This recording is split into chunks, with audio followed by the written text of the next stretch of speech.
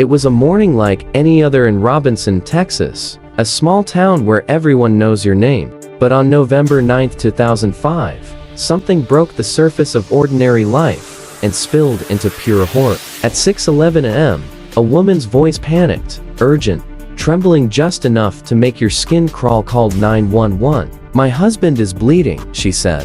"He's not breathing." That single call would open a door no one ever wanted to step through. This is the story of Keith and Darlene Gentry, a marriage that looked ordinary on paper, and then unraveled into a mystery of betrayal, secrets, and a single violent act that would leave a family shattered and a small town asking one terrible question: how well do we ever really know the people closest to us? Darlene Doskasil grew up in Central Texas, a bright, magnetic presence who was often called the Texas Beauty Queen by classmates and neighbors. She had the kind of smile that filled a room and the kind of charm that made people trust her without thinking twice. Keith Gentry was the quiet opposite.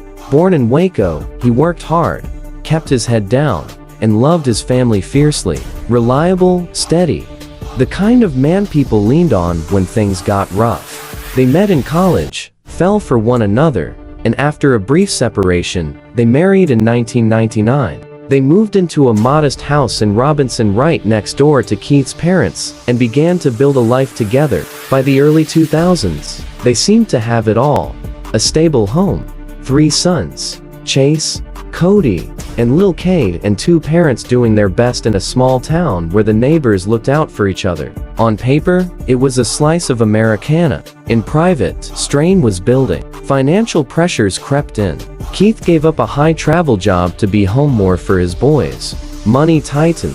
Arguments about spending became frequent. Tensions that started small began to magnify. Love, when tested, will change people. But nothing could have prepared Robinson for the morning that changed everything.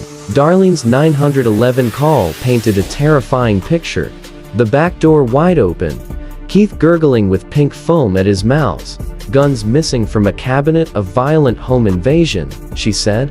Paramedics rushed in. Keith was alive, but barely. He was taken to the hospital on life support. 2 days later, the man neighbors called dependable and kind was pronounced dead. On the face of it, it could have been a smash and grab gone horribly wrong. But detectives soon found the scene strange. Little things that didn't add up. Little things that, together, formed a pattern. The gun cabinet said one thing. The blood spatter said another. Timing on the wound didn't mesh with Darlene's timeline. And then, in the kitchen trash, nearly hid latex gloves. Inside those gloves, a single .222 shell casing, traces of gunshot residue, DNA that linked the evidence to just 2 people who had consistent access to the drawer: Keith and Darlene. If you're listening right now, imagine the sickening moment detectives realized this wasn't a random intruder. It was a scene staged to look like one. Who would have the knowledge to tamper with the gun cabinet and place weapons outside the house as part of the setup? It wasn't a burglar rushing away. It was deliberate. And it pointed, cold as winter, at the person who had called 911. Investigators began to dig. Forensic timeline suggested the shooting happened earlier than Darlene claimed, earlier than a frightened wife might realistically sleep through or fail to notice. The trajectory of the bullet and the pooling of blood suggested a timeline inconsistent with her story. As the evidence piled up, officers needed one more link: the weapon itself. Enter the pawn. Shortly after her release on bail, yes, she was arrested and then released after family posted bond. Darlene reached out to a local landowner named Robert Pavavola. She expressed interest in a piece of rural land with a quaint pond. The story she told was sentimental. It reminded her of the fishing trips Keith loved. But weeks later, her tone changed. She called the owner and asked him to fill in the pond. It was bizarre. Why would she suddenly want to bury a water feature? Pavavola grew worried. He told investigators. Police listened. When they searched the pond, they found what every detective secretly hoped for: a .222 caliber handgun buried beneath the muddy floor, the same caliber as the shell casing from the latex glove. The murder weapon. That should have been the end. Except investigative work isn't just about finding things, it's about watching people react. So the detective set a trap. Pavevala, cooperating with police, told Darlene he was going to drain the pond first. What would someone do if the one thing that might reveal the truth was about to be exposed? Darlene came back. On camera, she waded into the drain pond, poked through the mud, and tamped at the spot where the gun had been found days earlier. The footage was chilling, not frantic, not panicked, but deliberate. It was the moment investigators had been waiting for. They had motive. They had means. And now, with Darlene on that surveillance video, they had the behavior that tied her to the crime. Prosecutors laid it out at trial.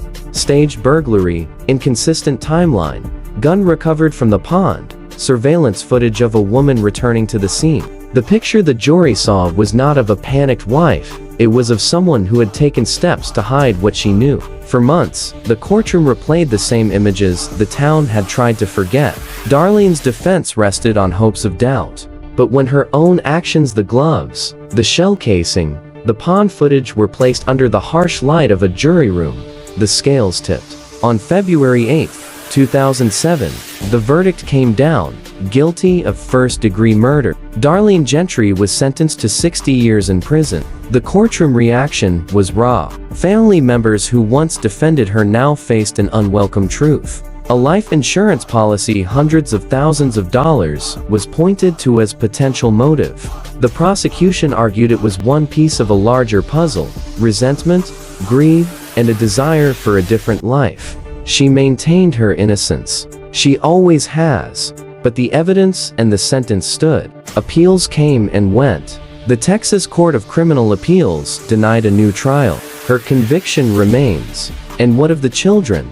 Chase, Cody, and Cade, 3 young boys who lost their father and whose lives were split apart by a legal and emotional rupture. In 2010, the court granted permanent custody to Keith's parents. A restraining order forbade Darlene from contacting her sons. The people who had once welcomed her into the family were left to pick up the pieces, to raise grandchildren under the long shadow of that November morning. Keith himself is remembered, not for how he died, but for who he was while alive: a quiet provider, a devoted father who chose stability over prestige, who took a lower-paying job to be home with his kids.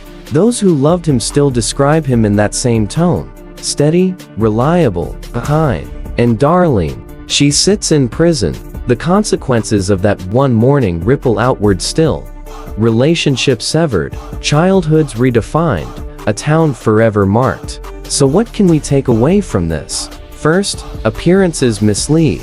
A bright smile and a tidy home can hide fractures large enough to swallow entire families. Second, evidence can be small and quiet and hide in the most ordinary places. A tossed glove in the trash, a shell casing under the cardboard of a kitchen bin, a pond full of secrets. But most importantly, this case asks us something deeper. How well do we ever really know another human being?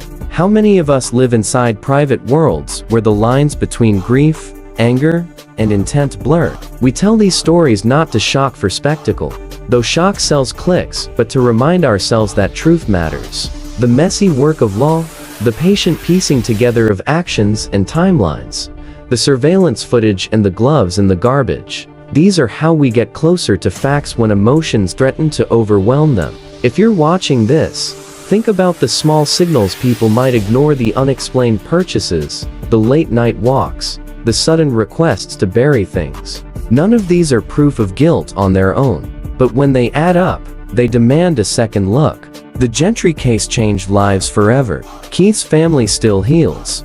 Darlene remains behind bars. The pond still sits as a quiet, muddy reminder that life can twist into tragedy in the space of a single day. If this story gripped you, share your thoughts below. Do you think the verdict fit the crime? Was the evidence overwhelming, or was something else at play? Hit subscribe for more investigations like this, where we peel back the ordinary to show the extraordinary truth beneath. This was the story of Keith and Darlene Gentry. Thank you for watching. Stay curious. Stay careful.